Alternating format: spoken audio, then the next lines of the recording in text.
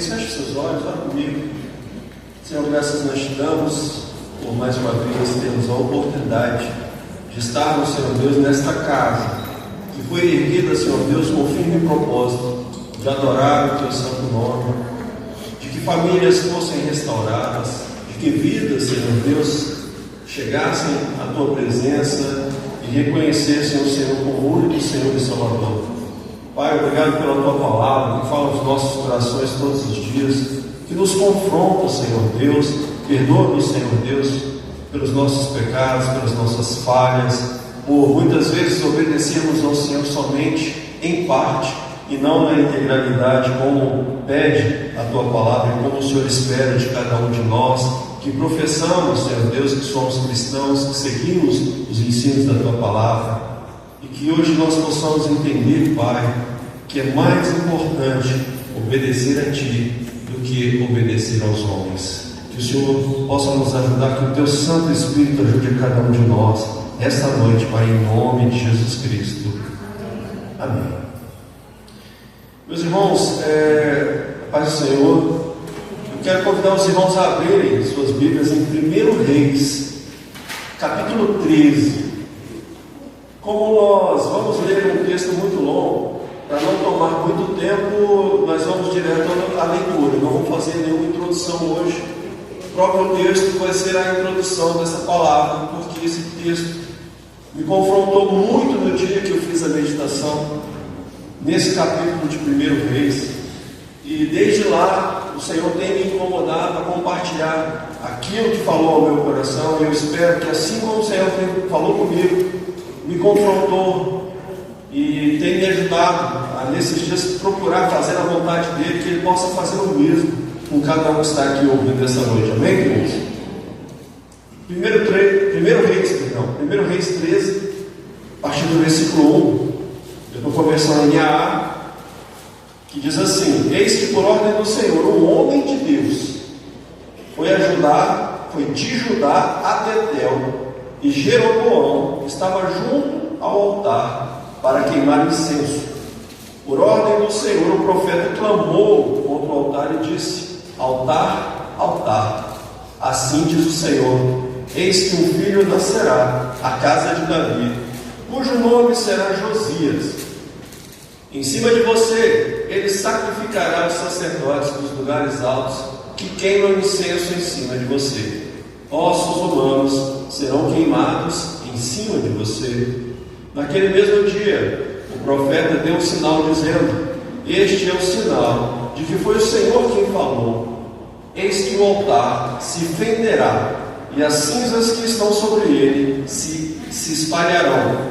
Quando o rei ouviu as palavras que o homem de Deus proferiu contra o altar de Betel, Jeroboão estendeu a mão sobre o altar, dizendo: prendam esse homem.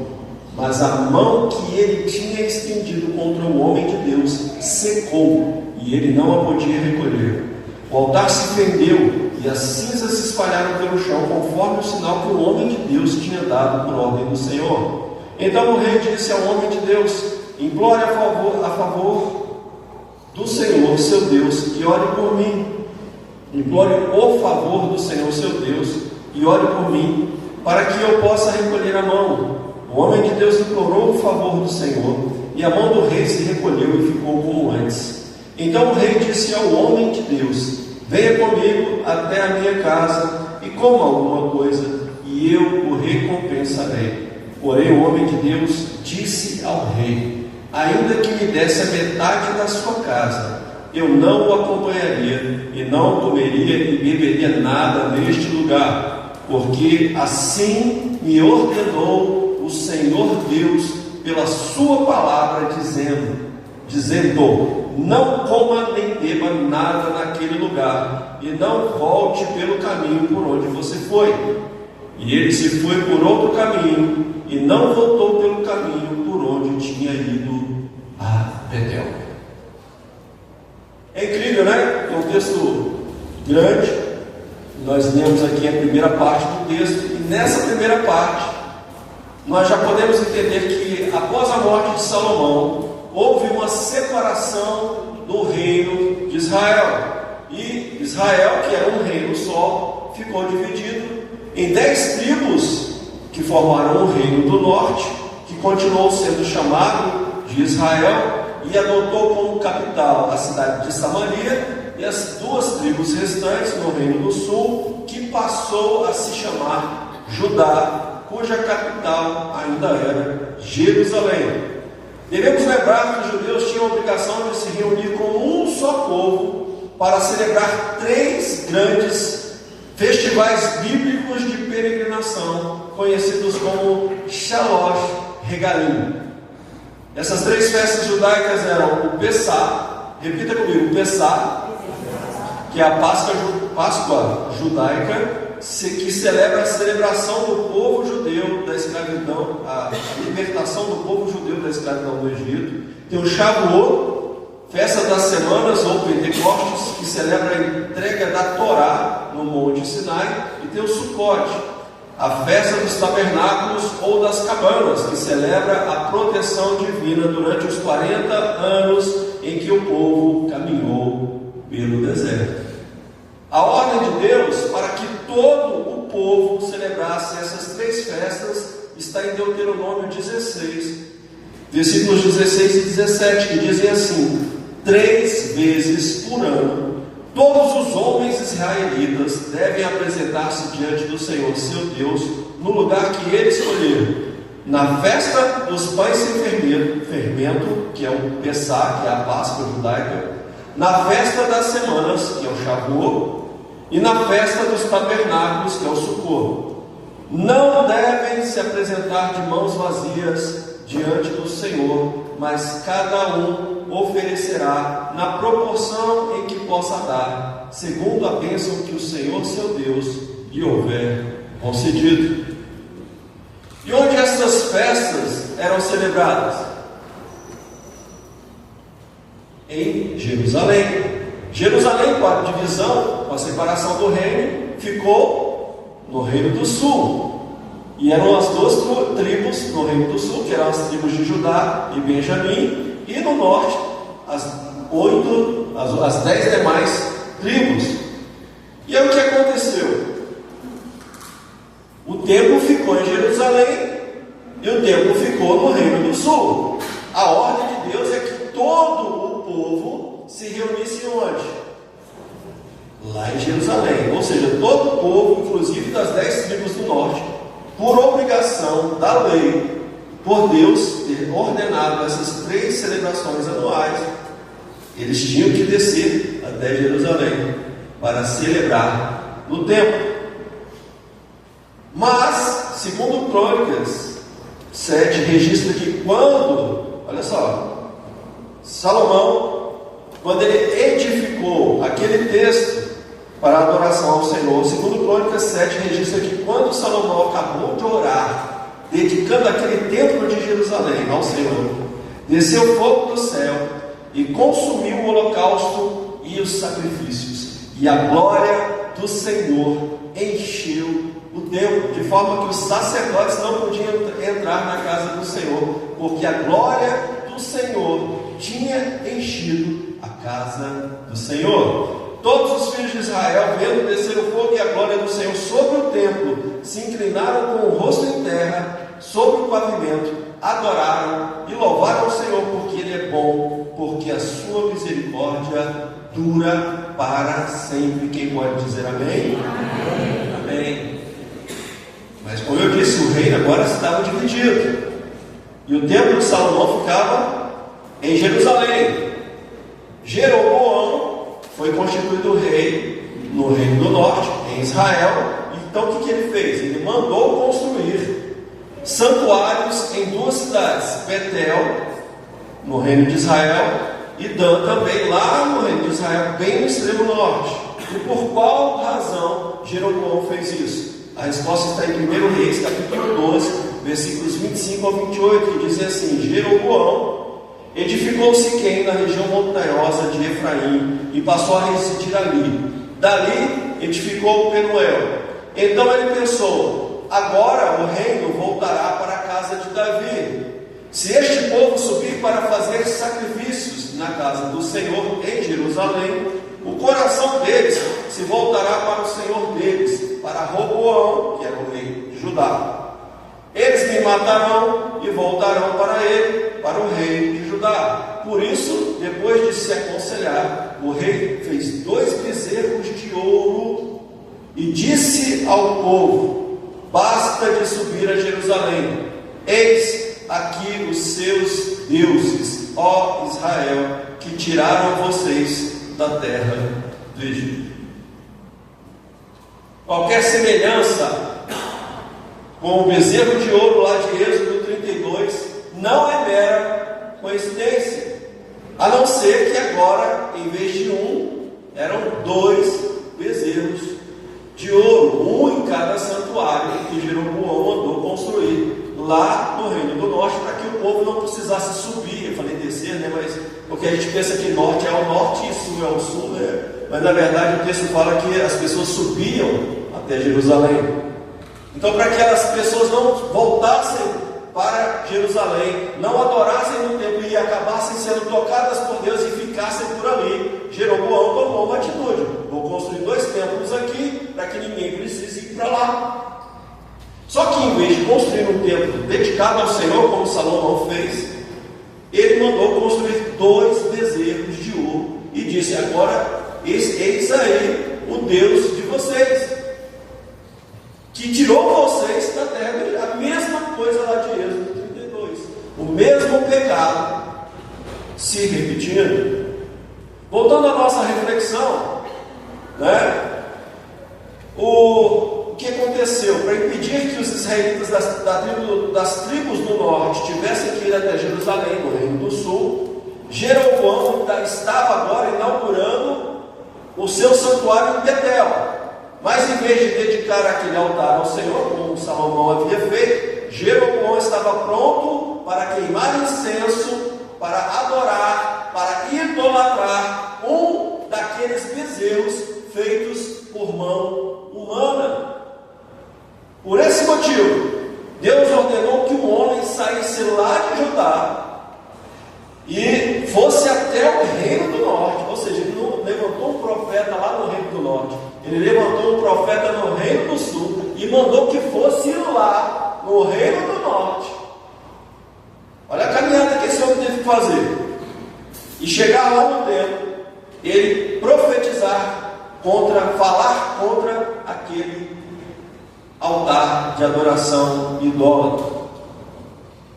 Vimos na primeira parte do texto que o profeta foi ousado, chamou a atenção do rei na frente de todos, clamou contra aquele altar, e o rei, quando mandou prender o profeta, esticou a mão sobre o altar. O que aconteceu com a sua mão? Com sua mão ressecou de tal forma que ele não conseguia nem recolher o braço de volta. E daí não se tem o registro do nome desse profeta. O texto fala que era um homem de Deus, mas vimos que ele cumpriu com zelo a primeira parte da sua missão, que era confrontar o rei e clamar contra aquele altar ilegítimo e profano. Porém, além da missão, Deus deu ordens claras e restritas a ele. Nós podemos ver que quando o rei convida, não, já que você intercedeu por mim, minha mão voltou ao normal, eu quero que você venha, porque você deve estar cansado da viagem, e eu quero que você coma alguma coisa e eu vou te recompensar. Mas aí o profeta responde para o rei: eu não posso fazer isso porque o Senhor me ordenou.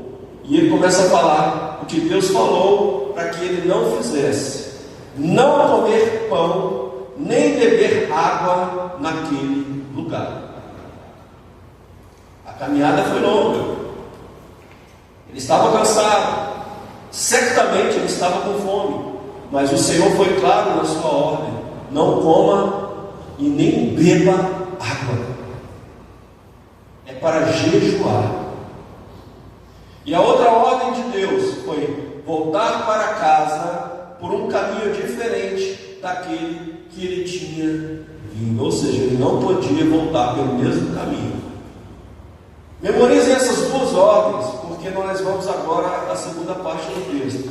Voltando para 1 Reis, capítulo 13, a partir do versículo 11, acompanhe comigo, por favor. Em Betel morava um velho profeta. Repita comigo, por favor. Velho profeta. Os seus filhos vieram e lhe contaram tudo o que o homem de Deus havia feito naquele dia em Betel. Também lhe contaram as palavras que ele tinha dito ao rei. Então o pai perguntou aos seus filhos por que caminho ele foi.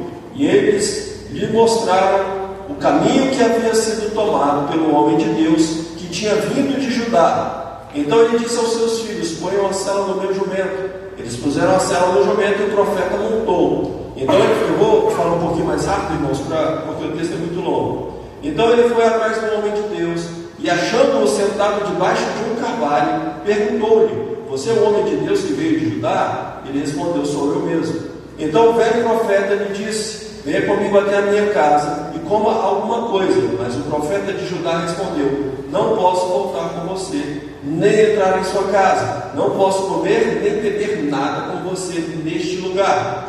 Porque me foi dito pela palavra do Senhor: ali você não deve comer nem beber nada. Também não deve voltar pelo caminho por onde foi. O velho profeta respondeu: também eu sou profeta como você. E um anjo me falou por ordem do Senhor, dizendo: faça-o voltar com você à sua casa, para que coma e beba alguma coisa. Mas isso era mentira. Então ele voltou com o velho profeta e comeu e bebeu na casa dele. Estando eles à mesa, a palavra do Senhor veio ao profeta que tinha feito aquele outro profeta voltar. E ele gritou para o homem de Deus que tinha vindo de Judá, dizendo: assim diz o Senhor, você foi rebelde à palavra do Senhor e não guardou o mandamento que o Senhor seu Deus lhe havia ordenado. Você voltou, comeu e bebeu no lugar onde ele havia ordenado que você não deveria comer nem beber. Por isso o seu cadáver não será sepultado no sepulcro dos seus pais. Depois que ele tinha comido e bebido, o velho profeta pôs a sela no jumento para o homem de Deus, a quem ele tinha feito voltar.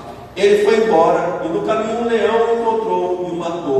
O cadáver dele ficou estendido no caminho, e o jumento e o leão ficaram parados junto ao cadáver. Eis que alguns homens passaram e viram o corpo jogado no caminho, bem como o leão parado junto ao corpo. Então foram e disseram na cidade onde o velho profeta morava. Quando o profeta que o tinha feito voltar do caminho ouviu isso, disse: é o homem de Deus que foi rebelde à palavra do Senhor. Por isso o Senhor o entregou ao leão, que o despedaçou e matou, segundo a palavra que o Senhor lhe tinha dito. Meus irmãos, eu vou ser sincero com vocês. Eu passei um bom tempo me perguntando o porquê ter um texto desses na Bíblia. E na minha busca pelos motivos, eu comecei a encontrar algumas respostas. Essa história, registrada em 1 Reis 13, traz um dos alertas mais severos e sóbrios de toda a Bíblia. Um profeta levantado por Deus agiu com coragem, ousadia e autoridade no primeiro momento. O poder e a autoridade de Deus estavam sobre ele, sendo que a mão do rei secou ao se levantar contra ele, e só voltou ao normal depois da intervenção dele junto ao Senhor. Mas na sua jornada de volta, o profeta de Judá descansou debaixo de um carvalho. Repita comigo: descansou, relaxou. Daí foi abordado por um profeta mais velho que morava lá em Betel. Esse homem mais velho convidou para comer na sua casa. De início, o profeta de Judá recusou e até explicou o motivo. Ele até repetiu, por qual motivo ele não podia fazer aquilo, repetindo a ordem que Deus havia dado a ele. Porém, o profeta de Betel mentiu, dizendo que um anjo lhe havia ordenado que ele levasse aquele profeta de Judá para a sua casa, para que comesse e bebesse alguma coisa. O profeta de Judá cedeu, ele voltou, comeu e bebeu na casa daquele profeta desconhecido. Queridos, ele estava com fome? Sim ou não? Sim. Ele estava cansado? Ele estava com sede? No entanto, durante a própria refeição, Deus usou o próprio profeta que mentiu para anunciar o juízo sobre aquele profeta desobediente. Seu corpo não seria sepultado no túmulo de seus pais, ou seja, ele não conseguiria nem voltar para casa. Ao partir, ele foi atacado e morto por um leão, com um detalhe que revela a justiça cirúrgica de Deus. O leão não comeu o corpo dele e nem feriu o jumento.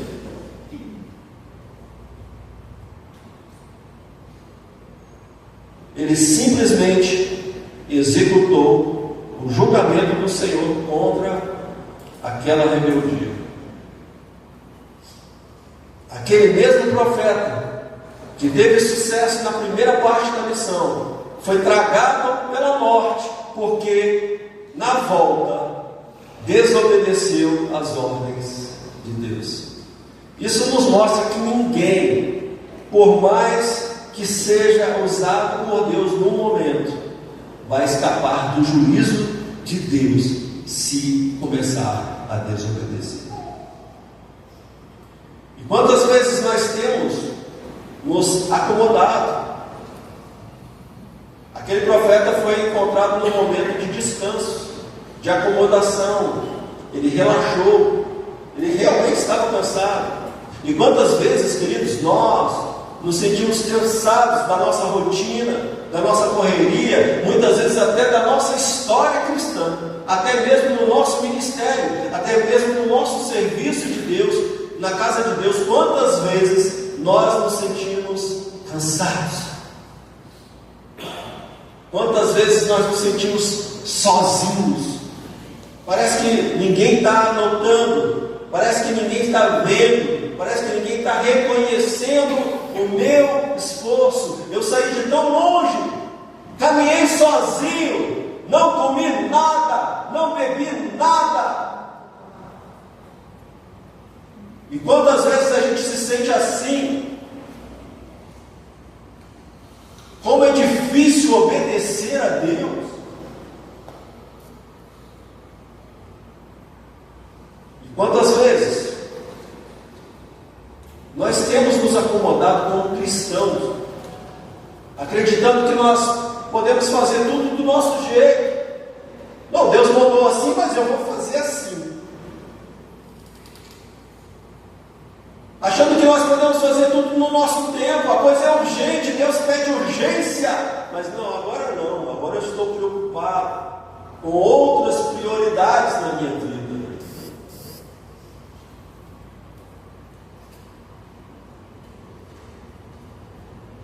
E nós achamos que podemos continuar desobedecendo ao Senhor e que nós não vamos sofrer nenhuma consequência, nenhum castigo, porque as misericórdias do Senhor se renovam a cada manhã.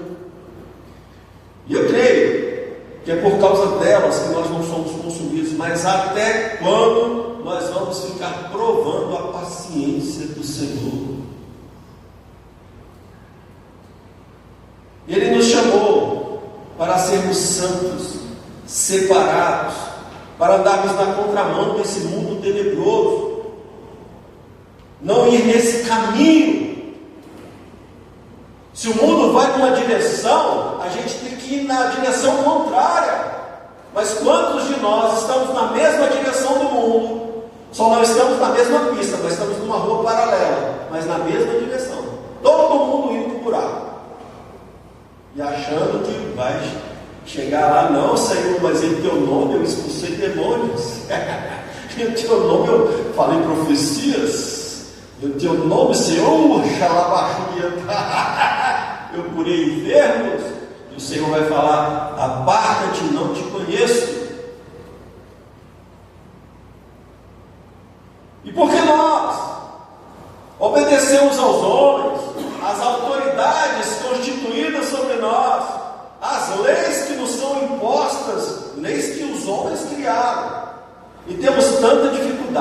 de obedecer ao Senhor e à sua palavra. Eu tenho uma pista, porque se nós não obedecemos ao nosso patrão, o castigo é imediato. Ele nos manda embora, simples assim. É rápido o castigo. Se nós não obedecermos nosso chefe lá no nosso trabalho, é rápido o castigo. Ele nos manda para o RH. Porque se nós infringirmos a lei de trânsito, a multa também chega relativamente rápido. Em um mês ela já está chegando na sua casa. O pontinho já está descontando da sua carteira. Mas eu estou essa noite aqui, queridos, para dizer: é melhor obedecer a Deus que aos homens. Ainda que obedecer signifique sacrifício. Abra sua Bíblia, por favor, Atos 5. Novo Testamento agora. Atos dos Apóstolos, capítulo 5.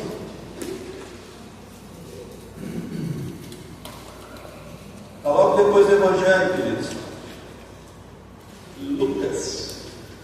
Mateus, Marcos, Lucas, João.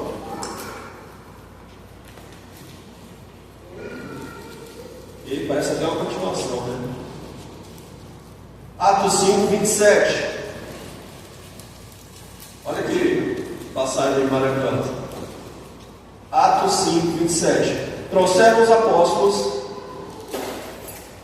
apresentando-os ao Sinédrio. E o sumo sacerdote os interrogou, dizendo: não é verdade que ordenamos expressamente que vocês não ensinassem nesse nome, no nome de Jesus? No entanto, vocês encheram Jerusalém com a doutrina de vocês, e ainda querem lançar sobre nós o sangue desse homem. Então Pedro e os demais apóstolos afirmaram: é mais importante obedecer a Deus do que aos homens. Vamos repetir essa frase? É mais importante obedecer a Deus do que aos homens.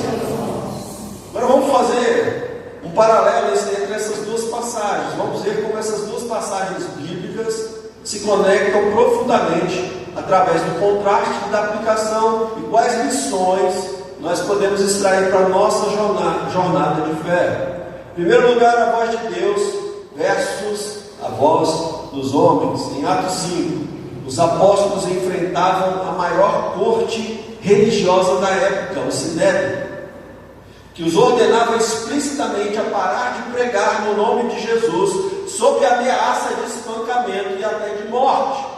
Mas Pedro obedeceu ao princípio de que, quando a ordem humana colide com o mandamento de Deus, a palavra de Deus deve prevalecer sem vacilação.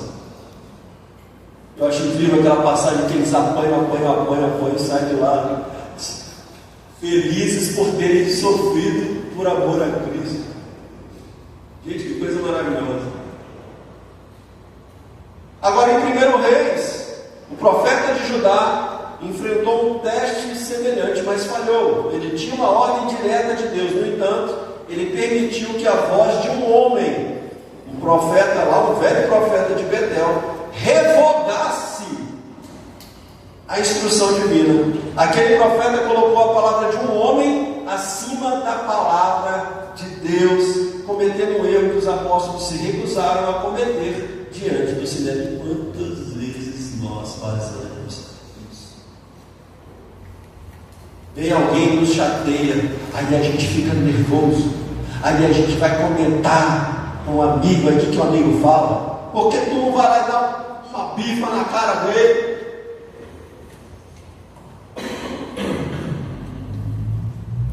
É mesmo, deixa ele comigo, deixa ele me ofender de novo, que ele vai ver uma coisa. Enquanto Jesus fala: ó, te bater numa face, dá a outra. Poucas pessoas repararam a canção que nós colocamos aqui no começo do culto, uma canção nova da Juliana Souza, do esposo dela, e ela confronta demais. E no momento, no trecho da música, ela fala, né? São coisas que Jesus ensinou e que a gente acaba fazendo ao contrário. Então a gente, né? A outra face eu não dei. Eu amei meus amigos, mas meus inimigos odiei. Coisas que a gente contraria a própria palavra de Deus. E o pior de tudo, irmãos, não é ouvir somente a voz dos homens, é ouvir a voz do homem interior.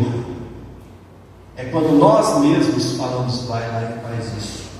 Eu não vou fazer isso. Eu sei que eu tenho que agir assim, mas eu vou agir assim, de outra forma. Quando o nosso homem interior quer falar mais alto do que Deus e a sua palavra.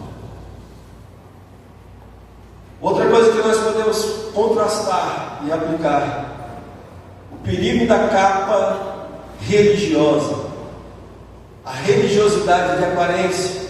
Em Atos 5, quem tentava calar os apóstolos eram sacerdotes e mestres da lei, homens que supostamente falavam em nome de Deus, mas que estavam agindo contra o próprio Deus.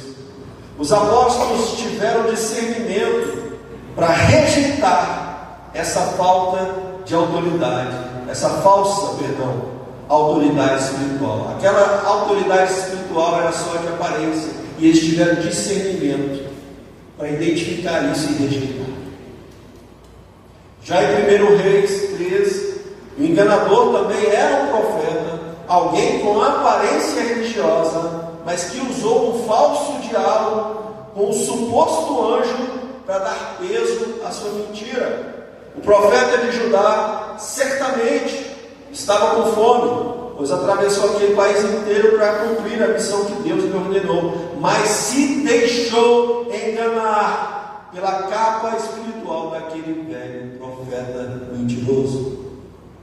Eis aqui um alerta: não importa quão espiritual um homem pareça.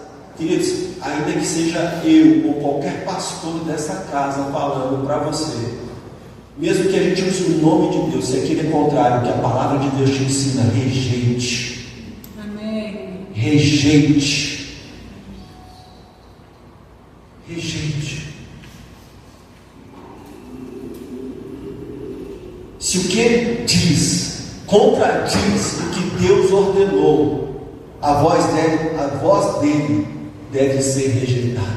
Se Deus falou uma coisa e ele está falando outra coisa, rejeita. Rejeita.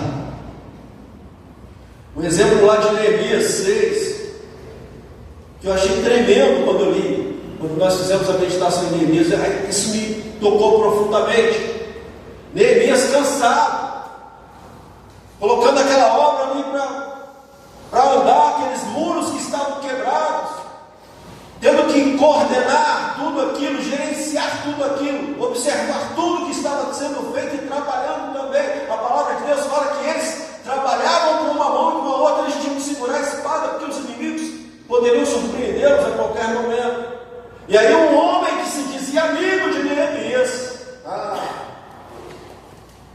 Semaías, fingiu estar em perigo e isolado em casa, e orientou Neemias a se esconder com ele no lugar santo do templo, para fugir de uma suposta emboscada mortal. Mas Neemias recusou. Neemias recusou o conselho de imediato, afirmando que o homem na sua posição de líder e representante de Deus não foge do seu serviço, não foge da sua missão, não foge, não retrocede diante do seu chamado. Glória a Deus. Ele teve discernimento. Neemias percebeu que não era mensagem vinda da parte de Deus, mas que aquele homem havia sido subornado pelos seus inimigos para o intimidar, desmoralizar e fazer a obra parar. Quantas vezes, querido, o inimigo quer fazer que você pare a sua obra? E sabe quem ele vai usar? Pessoas que você acha que são seus amigos.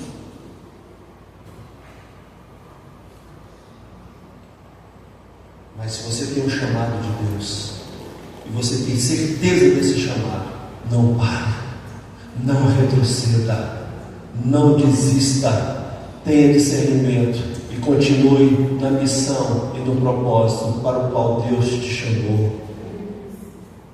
O erro do profeta de Judá foi acreditar numa nova voz que contradizia a ordem clara que ele já havia recebido diretamente de Deus.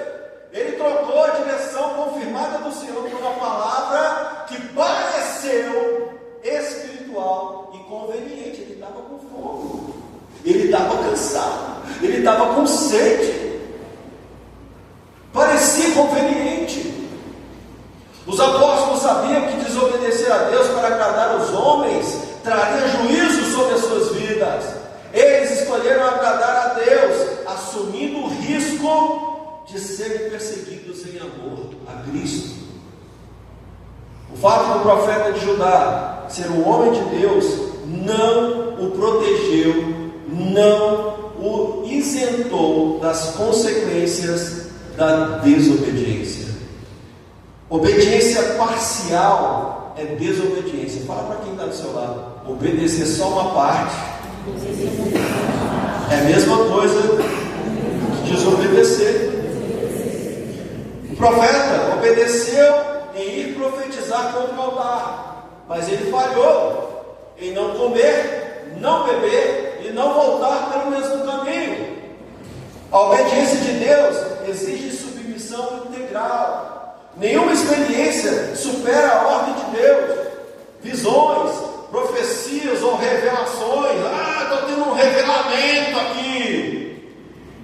Tem que passar pelo crivo do discernimento. E se está contrário ao que a palavra de Deus diz, rejeita. Rejeita. Se contradiz o que a Bíblia diz, rejeita. A palavra de Deus é a nossa autoridade final. O juízo de Deus é imparcial. Deus não faz acepção de pessoas. Mesmo alguém usado por Deus sofrerá as consequências do pecado, pois a santidade de Deus é inegociável. Vimos o triste fim do profeta de Judá em 1 Reis 13. Um homem que começou com poder, mas teve um final trágico por ceder à pressão de uma voz humana. Vimos também o contraste dos apóstolos lá em Atos 5, que preferiram as prisões e os açoites do que negociar o mandato divino. Vimos também que o leão na estrada de Betel nos lembra que Deus é santo e que o seu juízo é imparcial. Ele não poupou o seu próprio profeta. A firmeza de Pedro nos lembra que a obediência radical gera autoridade espiritual e preserva a nossa vida com Deus. Quando Pedro passou a obedecer, até a sombra dele curava os enfermos. Ele repetiu os mesmos milagres de Jesus. Ele ressuscitou pessoas. Ele converteu uma cidade inteira para Cristo. Um sermão de Pedro fez com que 3.000 homens se convertessem ao Evangelho. Essa autoridade acompanha aqueles que obedecem. Eu quero deixar uma pergunta final. O que tem dirigido as suas decisões? A palavra do Senhor ou as sugestões de terceiro? No deserto, depois de 40 dias e 40 noites sem comer, a sugestão do diabo para que Jesus transformasse aquelas pedras em pães parecia razoável e até aceitável, mas Jesus não deu ouvidos a Satanás. Diga para quem está aí do seu lado: não deu ouvido. Para quem fala por Satanás. E nós também temos que ter esse cuidado de não ser boca de Satanás, porque aqueles que ouvem ao Senhor jamais retrocederão até que tudo seja cumprido conforme o Senhor falou. Se o Senhor te falou, querido, vá com fé, vá com coragem, vá com ousadia. O Senhor é contigo. Amém? Aqueles que puderem, se coloquem de pé, vamos orar.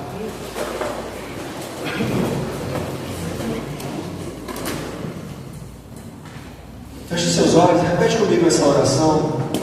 Senhor Deus, Pai Todo-Poderoso, Santo e Justo, nos aproximamos do Teu trono da graça, nesta hora, com o coração quebrantado e reverente diante da Tua palavra.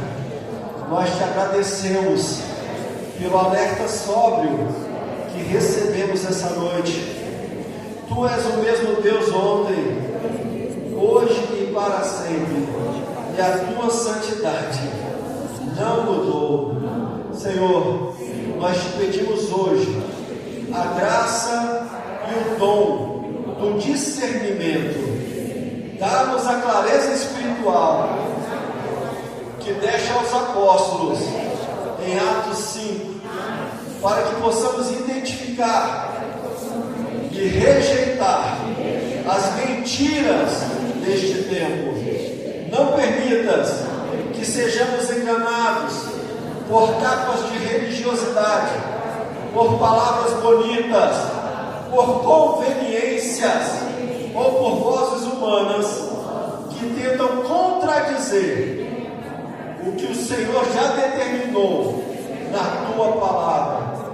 Guarda a minha mente e os meus ouvidos de toda sedução e heresia. Que a Tua verdade seja a minha única bússola.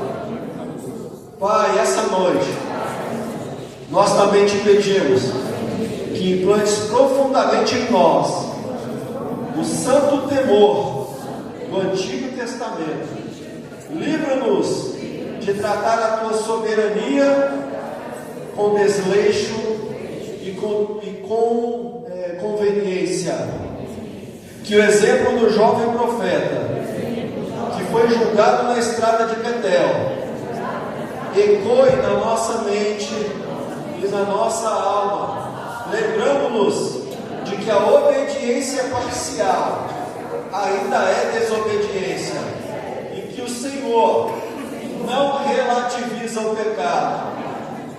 Dá-nos um coração que treme diante dos Teus mandamentos e que foge da rebeldia, reconhecendo que importa muito mais obedecer a Ti do que a qualquer homem, cultura ou sistema deste mundo. Leva-nos para casa, debaixo da Tua proteção, guardados na Tua verdade e firmes no propósito de Te servir com fidelidade total. Que a nossa vida seja um altar de obediência completa a Ti. Em nome de Jesus, nós oramos e Te agradecemos. Amém. Amém. Você pode aplaudir ao Senhor por essa palavra.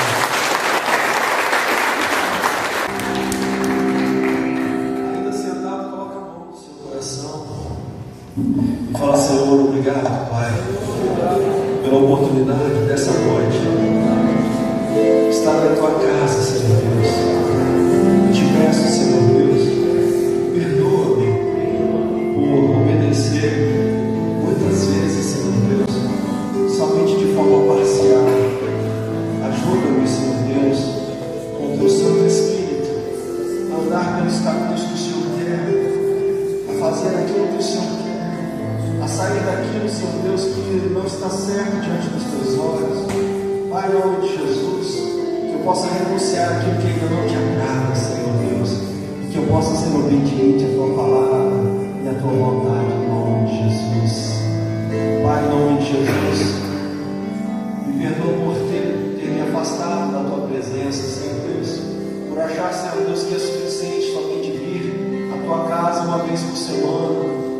Mas, Senhor Deus, essa noite eu tive entendimento de que eu preciso, Pai, estar mais perto de Ti, estar mais próximo, Senhor Deus, da Tua vontade, buscar mais a Tua presença, Senhor Deus. Por isso, Senhor Deus, perdoa o perdoa-me porque estive afastado.